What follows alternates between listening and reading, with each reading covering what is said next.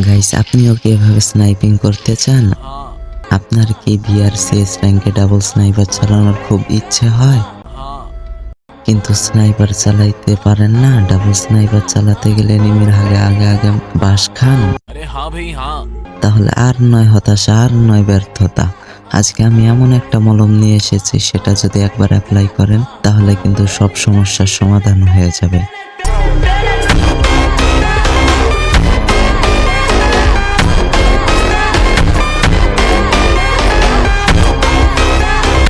Guys, মনে হলো কোনো মলম কোম্পানির বিজ্ঞাপন দিলাম। গাইস, আজকে আমি দেখাবো যে তোমরা কিভাবে মোবাইল দিয়ে ডাবল স্নাইপিং করতে পারবে খুব সহজে। তো গাইস, আজকের ভিডিওটা কতটা হেল্পফুল হতে যাচ্ছে সেটা যদি সম্পূর্ণ ভিডিওটা না দেখো তাহলে কিন্তু তোমরা বুঝতে পারবে না। তো চলো আজাইরের কথা না বলে সরাসরি লাইক সাবস্ক্রাইব করে সরাসরি ভিডিওতে চলে যাই।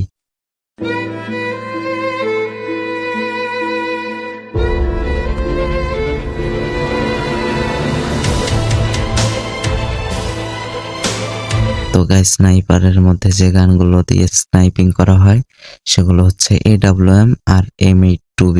তো গাইস, আজকে আমি তোমাদেরকে 5টি টিপস এন্ড ট্রিক্স দিব।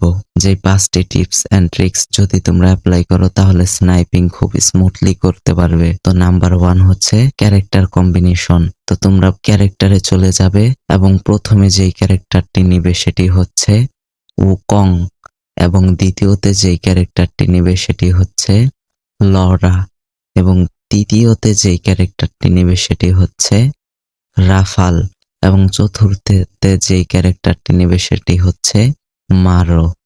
ক্যারেক্টার কম্বিনেশন শেষ। এখন তোমাদের দ্বিতীয় নাম্বার টিপস এন্ড ট্রিক্সটা হচ্ছে সেন্সিটিভিটি। সেন্সিটিভিটি হাই রাখবে বেশি নাকি লো রাখবে? হাইও রাখা যাবে না, লো রাখা যাবে না। যেটি দিয়ে সরাসরি তোমাদের শিওর শট লাগবে সেটি রাখা লাগবে। তো আমি অনেক রিচার্জ করে দেখলাম, তোমরা প্রথমে জেনারেল রাখবে হচ্ছে 140 থেকে 50-এর মধ্যে, তারপরে 4 স্কোপ রাখবে হচ্ছে 140 থেকে 50-এর মধ্যে, এবং স্নাইপার স্কোপ হচ্ছে তোমরা রাখবে 40 থেকে 50-এর মধ্যে। এবং যদি তোমাদের একটু এদিক ওদিক করে নাও তাহলে আশা করি সব ঠিক হয়ে যাবে, তাহলে কিন্তু অ্যাকুরেট হয়ে যাবে। এবং 4 নাম্বার যেই টিপস এন্ড ট্রিক্সটা হচ্ছে সেটা হচ্ছে তোমাদের ফায়ার বাটন। হ্যাঁ গাইস, ঠিকই শুনেছো, ফায়ার বাটন। তো তোমাদের আলাদা আলাদা গানের জন্য আলাদা আলাদা ফায়ার বাটন সাইজ হয়। তো তোমরা স্নাইপিং করার জন্য ফায়ার বাটন সাইজ রাখবে হচ্ছে 50 থেকে 60-এর মধ্যে, এবং তোমাদের যদি সমস্যা হয় একটু কম বেশি করে নিতে পারো। 5 নাম্বার যেই টিপস এন্ড ট্রিক্সটি হচ্ছে প্রচুর পরিমাণে ট্রেনিং খেলা। হ্যাঁ গাইস, প্রচুর পরিমাণে ট্রেনিং খেলবে তোমরা।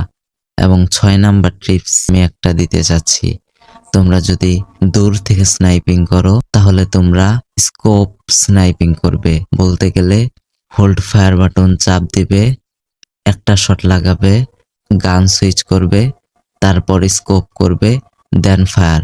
প্রথমে একটা ফায়ার করে এনিমিকে শট লাগাবে, তারপরে গান সুইচ করবে, তারপরে স্কোপ করবে, দেন ফায়ার। এবং কাছ থেকে হলে, এবং যদি কাছ থেকে খেলো তাহলে প্রথম শট দিবে, তারপরে উকং হবে, তারপর আরেকটা শট দিবে। কাছ থেকে খেললে কি প্রথমে একটা শট লাগাবে, তারপরে উকং হবে, আরেকটা শট লাগাবে।